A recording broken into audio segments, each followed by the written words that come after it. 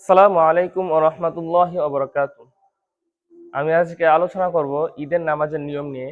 যেহেতু দুইটা ঈদ বছরে একবার আসে, একটা হলো ঈদুল ফিতর আর একটা হলো ঈদুল আজহা। ঈদের নামাজের নিয়মগুলো স্বাভাবিকভাবে আমাদের জেহন থেকে ছুটে যায়। সেজন্য আমি প্র্যাকটিক্যালের মাধ্যমে আপনাদেরকে ঈদের নামাজের নিয়মগুলো দেখিয়ে দেওয়ার চেষ্টা করব ইনশাআল্লাহ।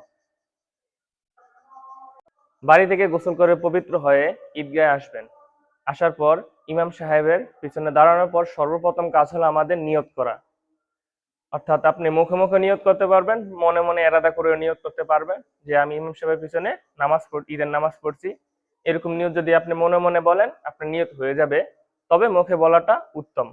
মুখে আরবি নিয়ত হলো নামাইতু আন উসাল্লিয়া লিল্লাহি তাআলা রাকাতাই সলাতিল ঈদিল ফিত্রি মা সিত্তাতি তাকবিরাতি ওয়াজিবুল্লাহি তাআলা ইবতাদাইতু বিহাদাল ইমাম মুতাওয়াজ্জিহান ইলা জিহাতিল কাবাতিশ শরীফাতি আল্লাহু আকবার।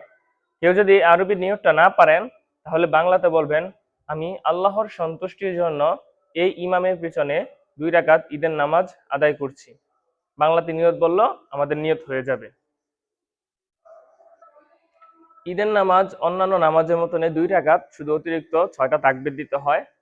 নিয়ত করার পর ইমাম সাহেব যখন আল্লাহু আকবার বলে হাত বাঁধবে, তখন আমরা আল্লাহু আকবার বলে হাত বাঁধবো। বাঁধার পর সানা পড়ব সুবহানাকাল্লাহুম্মা ওয়া বিহামদিকা ওয়া তাবারাকা ইসমুকা ওয়া তাআলা জাদ্দুকা ওয়া লা ইলাহা গায়রুক। সানা পড়ার পর প্রথম রাকাতে যে 3টা তাকবীর রয়েছে, এই প্রথম রাকাতে আমাদের 3টা তাকবীর এই সানা পড়ার পর তারপর দিতে হবে। ইমাম সাহেব আল্লাহু আকবার বলে হাত উঠাবেন, আপনারাও আল্লাহু আকবার বলে হাত উঠিয়ে হাত ছেড়ে দিবেন। দ্বিতীয় তাকবীর আল্লাহু আকবার বলে হাত উঠিয়ে হাত ছেড়ে দিবেন। তৃতীয় তাকবীর আল্লাহু আকবার বলে হাত উঠিয়ে হাত বাঁধবেন। বাঁধার পর ইমাম সাহেব সূরা ফাতিহা পড়বে, সূরা ফাতিহার সাথে অন্য একটি সূরা মিলাবে, মিলানোর পর রুকু করবে, রুকু করার পর সিজদা, সিজদা করার পর দ্বিতীয় রাকাতের জন্য দাঁড় হবে। দ্বিতীয় রাকাতের জন্য দাঁড় হয়ে প্রথমে সূরা ফাতিহা পড়তে হবে, তারপরে সূরা ফাতিহার সাথে অন্য একটি সূরা মিলাতে হবে। মিলানোর পর তারপরে দ্বিতীয় রাকাতে যে আমাদের 3টা তাকবীর রয়েছে, ওই 3টা তাকবীর দিতে হবে।